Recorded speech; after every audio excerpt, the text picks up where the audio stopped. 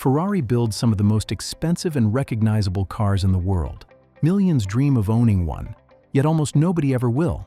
But Ferrari didn't become one of the most profitable car companies by selling more cars. They became a global icon by doing the exact opposite. While every other automaker fought to increase production, Ferrari deliberately refused. It was a decision that transformed a small Italian racing company into one of the world's most valuable luxury brands. This is the story of how Ferrari proved that sometimes the best way to grow is by making less. Long before Ferrari became a symbol of wealth and exclusivity, it was simply the dream of one man. Enzo Ferrari wasn't interested in building luxury cars. His obsession was racing. In the 1920s, he competed as a driver before eventually managing Alfa Romeo's racing division. But Enzo wanted something more. He wanted complete control over his own team. In 1947, that dream became reality when the first Ferrari rolled out of a small factory in Maranello, Italy. The company's first road cars weren't built because Enzo loved selling cars.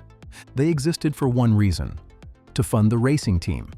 Every Ferrari sold helped finance the next race. While other manufacturers focused on transportation, Ferrari focused on performance. Winning races wasn't just advertising. It was the entire reason the company existed. From the very beginning, Ferrari wasn't trying to become the biggest car company in the world. It was trying to become the best. Most automakers measure success by one number: how many cars they can sell. The bigger they grow, the more factories they build. The more cars they produce, the more money they expect to make. Ferrari chose a completely different path. Instead of making millions of cars, Ferrari intentionally kept production low. Every year, demand continued to grow, but Ferrari refused to satisfy it. Waiting lists stretched for months, sometimes even years. To most companies, that would be considered a failure. To Ferrari, it was the strategy. Because every customer who couldn't immediately buy a Ferrari made the brand even more desirable. Scarcity wasn't a problem to solve. It became Ferrari's greatest competitive advantage. Ferrari doesn't just decide how many cars to build. In many cases, it also decides who gets to buy them.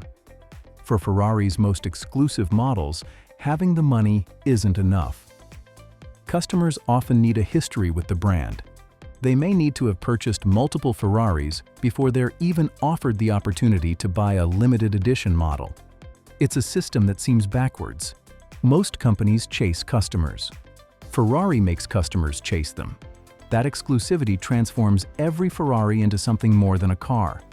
It becomes a reward, a status symbol, a membership into one of the most exclusive clubs in the automotive world. And when people know they can't easily have something, they often want it even more.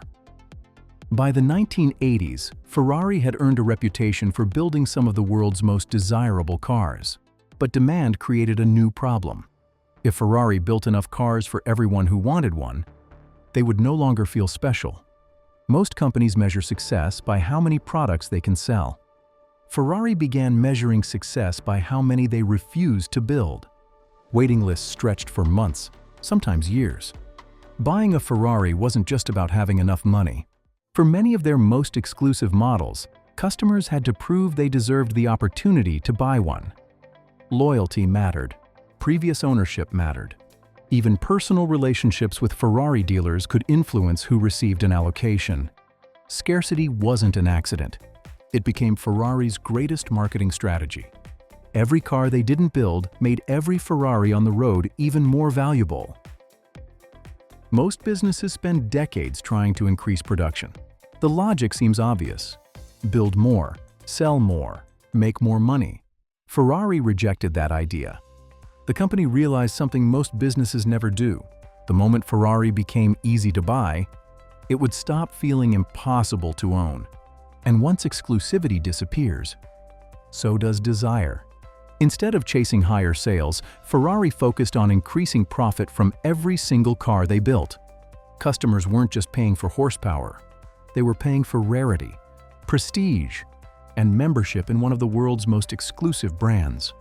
By saying no to thousands of potential buyers, Ferrari made every customer who did receive a car feel even more fortunate.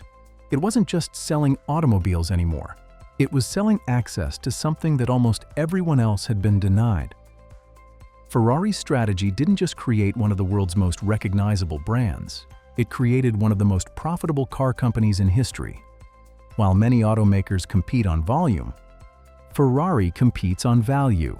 Companies like Toyota and Ford measure success in millions of vehicles sold each year.